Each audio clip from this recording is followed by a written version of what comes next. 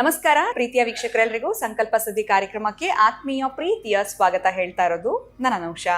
So ಮೊದಲನೇ ಬಾರಿ ನಮ್ಮ ಚಾನೆಲ್ ವೀಕ್ಷಿಸ್ತಿದ್ದೀರಾ ಅಂತಂದ್ರೆ ಇಲ್ಲೇ ಚಾನೆಲ್ನ ಸಬ್ಸ್ಕ್ರೈಬ್ ಮಾಡಿ, ನಮ್ಮ ವಿಡಿಯೋಸ್ನ ಲೈಕ್ ಮಾಡಿ. ಕಾರ್ಯಕ್ರಮ ವೀಕ್ಷಿಸ್ತಾ ಇರುವಂತಹ ಸಮಸ್ತ ವೀಕ್ಷಕರಿಗೂ ಶ್ರೀರಾಮನವಮಿಯ ಶುಭಾಶಯಗಳನ್ನ ತಿಳಿಸ್ತಾ ಬನ್ನಿ. ಹಾಗಿದ್ರೆ ಕಾರ್ಯಕ್ರಮದಲ್ಲಿ ನಮ್ಮ ಜೊತೆಲಿದ್ದಾರೆ ಸ್ಪಿರಿಚುವಲ್ ಗುರು ಡಾಕ್ಟರ್ ವಿಷ್ಣುದತ್ತ ಗುರುಜಿಯವರು. ಗುರುಗಳನ್ನ ಕಾರ್ಯಕ್ರಮಕ್ಕೆ ಬರ್ಮಾಡ್ಕೊಳ್ಳೋಣ. ನಮಸ್ತೆ ಗುರುಗಳೇ, ಕಾರ್ಯಕ್ರಮಕ್ಕೆ ಭಕ್ತಿಯ ಸ್ವಾಗತ. ವೀಕ್ಷಕರ ಪರವಾಗಿ ತಮಗೆ ಶ್ರೀರಾಮನವಮಿಯ ಶುಭಾಶಯಗಳು. ಧನ್ಯವಾದಗಳು ತಾಯಿ, ತಮಗೂ ಕೂಡ ಧನ್ಯವಾದಗಳು ಗುರುಗಳೇ. ಸೊ ಶ್ರೀರಾಮನವಮಿಯ ವಿಶೇಷತೆ ಈ ದಿನಕ್ಕೆ ಬಹಳ ದಿನಗಳಿಂದ ಕಾಯ್ತಾ ಇದ್ವಿ ಅಂತಾನೆ ಹೇಳ್ಬೋದು. ಒಂದು ಶ್ರೀರಾಮನವಮಿಯ ವಿಶೇಷತೆಗಳನ್ನ ತಿಳ್ಕೊಳ್ಳುವಂಥದ್ದು ಹಿನ್ನೆಲೆ ಆಗಿರ್ಬೋದು, ಶ್ರೀರಾಮನ ಒಂದು ವಂಶವೃಕ್ಷ ಯಾವ ರೀತಿ ಇರುತ್ತೆ, ಇದರ ಒಂದು ಆಚರಣೆ ಬಗ್ಗೆ ತಿಳಿಸಿದ್ರೆ ಕೇಳೋದಕ್ಕೆ ಬಹಳ ಚೆನ್ನಾಗಿರುತ್ತೆ. ಓಂ ವಿಶ್ವಸ್ಮೈ ನಮಃ.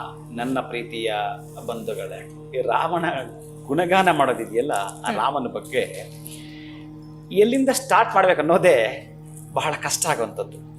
ಅವನ ಬಾಲ್ಯದ ತಗೊಳ್ಳೋದಾ, ಅಥವಾ ಅವನ ವಿದ್ಯೆ ಕಲಿತಿದ್ದ ಆಶ್ರಮದ ಬಗ್ಗೆ ತೆಗೆದುಕೊಳ್ಳೋದಾ, ಅವನ ಬೆಳೆದು ಬಂದ ಹಾದಿ ಪಟ್ಟಾಭಿಷೇಕ ಆಗ್ಬೇಕಾದ್ರೆ ಆ ಖುಷಿನ ನಾವು ಹಂಚ್ಕೊಳ್ಳೋದಾ, ಅಥವಾ ರಾಮ ಈ ನಗರವನ್ನು ತೊರೆದು ಕಾಡಿಗೆ ಹೊರಟಲ್ಲ ಆ ದುಃಖದ ಸನ್ನಿವೇಶವನ್ನ ನೆನಪು ಮಾಡಿಕೊಳ್ಳೋದಾ, ಅಥವಾ ಆ ಭಗವಂತನವನ ಭೂಮಿಗೆ ಮಾನವ ರೂಪದಲ್ಲಿ ಬಂದಾಗ ಅಷ್ಟು ಕಷ್ಟ ಕೋಟೆಗಳನ್ನ ಅನುಭವಿಸಿದನಲ್ಲ ಅದನ್ನು ತೆಗೆದುಕೊಳ್ಳೋದಾ, ಮರ್ಯಾದಾ ಪುರುಷೋತ್ತಮ ಅನ್ನೋದನ್ನು ತೆಗೆದುಕೊಳ್ಳೋದಾ, ಮರ್ಯಾದಾ ಪುರುಷೋತ್ತಮ ಅಂತ ಕರೆದದ್ಯಾರು? ರಾವಣನ ಮಂಡೋದರಿ.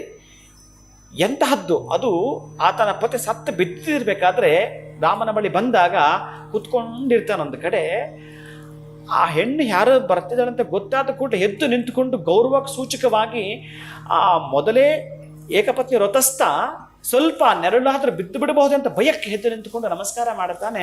ಆವಾಗ ಓಹೋಹೋ ನೀನೇನ ರಾಮ, ಮರ್ಯಾದಾ ಪುರುಷೋತ್ತಮ ಅಂತ ಆಕೆ ಗುಣಗಾನವನ್ನ ಮಾಡಿ ತೆಗೆದುಕೊಳ್ಳೋದಾ, ಇನ್ನ ತಂದೆ ಹಾಗೂ ತಾಯಿಯ ಪಿತೃವಾಕ್ಯ ಪರಿಪಾಲನೆಗಾಗಿ ಆತ ಕಾಡನ್ನು ಪ್ರವೇಶ ಮಾಡಿದ್ದು ಯಾವ ಸನ್ನಿವೇಶವನ್ನು ತೆಗೆದುಕೊಂಡು ಹುಣ್ಣುಬಡಿಸ ಸರು ಹೋಗುತ್ತೆ ಅನ್ನೋದೇ ನಮಗಿಲ್ಲಿಂದು ರೋಚಕವನ್ನು ತಂದುಕೊಡುತ್ತೆ.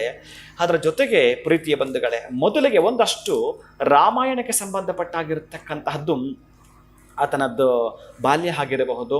ರಾಮ ಕಾಡಿಗೆ ಹೋಗಿದ್ದು, ಯುದ್ಧ ಮಾಡಿದ್ದು, ಮತ್ತೆ ಆ ಒಂದು ಹನುಮನ ಆಲಿಂಗನ ಮಾಡಿಕೊಂಡಿದ್ದು, ಯಾಕಂದ್ರೆ ಹನುಮ ಕಾಡಲ್ಲೇ ಆತನಿಗೆ ಸ್ನೇಹ ಸಂಬಂಧ ಜೊತೆಗೆ ದೊರಕಿದ್ದು. ಇವೆಲ್ಲ ಕೂಡ ಸನ್ನಿವೇಶಗಳನ್ನು ನೀವು ನೋಡುತ್ತಾ ರಾಮನಿಗೆ ಸಂಬಂಧಪಟ್ಟಾಗಿರತಕ್ಕಂಥ ಒಂದು ವಂಶವೃಕ್ಷವನ್ನು ಕೇಳಿಸ್ಕೊಳ್ಳುವ ಮುಖಾಂತರ ನಮ್ಮ ಜನ್ಮವನ್ನು ಪುನೀತವಾಗಿಸಿಕೊಳ್ಳುತ್ತಾ ಈ ಒಂದು ಶ್ರೀರಾಮನವಮಿಯ ಶುಭಾಶಯಗಳನ್ನ ತಮಗೆ ತಿಳಿಸ್ತಾ ನಾನು ಇದೀಗ ಮುಂದುವರಿಸ್ತೇನೆ. ತಾವೆಲ್ಲರೂ ಕೂಡ ಕೇಳ್ತಾ ತಮ್ಮ ಜನ್ಮವನ್ನ ಪುನೀತವನ್ನಾಗಿಸಿಕೊಳ್ತಾ ಇದ್ದೀರಿ. ಇದೀಗ ಆ ಚಿತ್ರಗಳನ್ನ ತಾವು ಕಾಣ್ತಾ ಇದ್ದೀರಿ.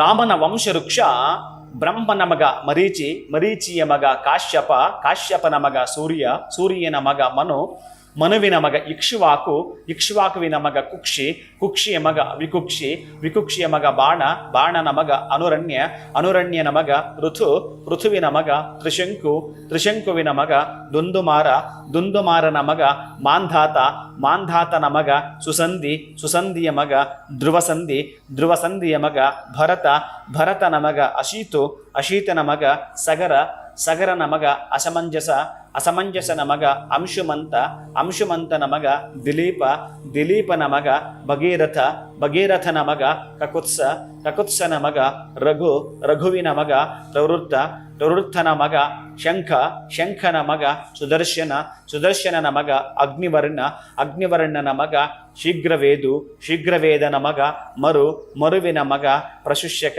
ಪ್ರಶುಷ್ಯನ ಮಗ ಅಂಬರೀಷ, ಅಂಬರೀಷನ ಮಗ ನಹುಷ, ನಹುಷನ ಮಗ ಯಯಾತಿ, ಯಯಾತಿಯ ಮಗ ನಾಭ, ನಾಭನ ಮಗ ಅಜ, ಅಜನ ಮಗ ದಶರಥ, ದಶರಥನ ಮಗ ರಾಮ. ಇದು 40 ಜನ ಚಕ್ರವರ್ತಿಗಳ ಕತೆ, ಶ್ರೀರಾಮ ಕತೆ. ಖಂಡಿತವಾಗ್ಲೂ ಗುರುಗಳೇ, ಶ್ರೀರಾಮನ ವಂಶವೃಕ್ಷದ ಕುರಿತಾಗಿ ತಿಳಿಸ್ಕೊಟ್ರಿ. ಮತ್ತೊಮ್ಮೆ ತಮಗೆ ವೀಕ್ಷಕರ ಪರವಾಗಿ ಶ್ರೀರಾಮನವಮಿಯ ಶುಭಾಶಯಗಳು ಗುರುಗಳೇ. ಧನ್ಯವಾದಗಳು. ಹರೇ ಶ್ರೀನಿವಾಸ.